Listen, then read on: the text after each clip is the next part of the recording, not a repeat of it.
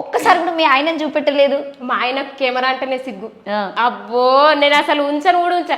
నాకు ఆయన ఉంటే నాకు తీసుకోగలిగి సిగ్గు.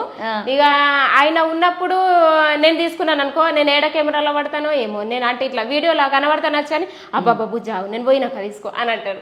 పోతాడు. ఇక నాకేమన్నా సడన్ గా ఆలోచన వచ్చింది అనుకో, ఇక నేనే నువ్వు ఎత్తా, అబ్బా పోయి అబ్బా ప్లీజ్ నేను కొంచెం వీడియో తీసుకుంటా పో అనగానే పాపం ఆగానే పోతున్నా.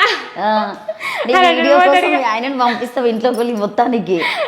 ఏం మస్తు సపోర్ట్ అక్క, తీసుకో నేను పోతున్నా అని అంటాడు.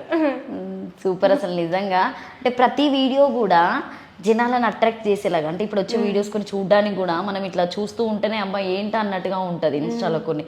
కానీ మీ వీడియో చూస్తుంటే కంటిన్యూ చూడాలనిపించి అంతగానే మీరు వీడియోస్ చేస్తున్నారు. మరి మనము అక్క ఏ చేసినా గానీ ఒక ఇద్దరు ముగ్గురితోనే మంచి ఎత్తుంది అని అనుకోలే, కానీ 10 మందితోని చెడు ఎత్తుంది అని అనుకోవద్దు. ఎందుకంటే ఒక్కళ్ళ నోట్ల పడ్డదనుకో చెడు మాట, కలాస్ మొత్తం ఊరంతా పుకార్ అయిపోతుంది.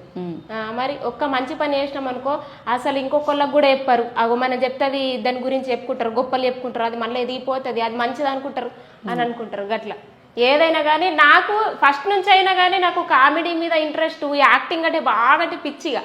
కానీ మనకి ఇక్కడ పల్లెటూర్లలో ఏడక్క అసలు షూటింగ్లు ఉండయి, ఏ షార్ట్ ఫిలిమ్స్ ఉండయి, ఏముండయి.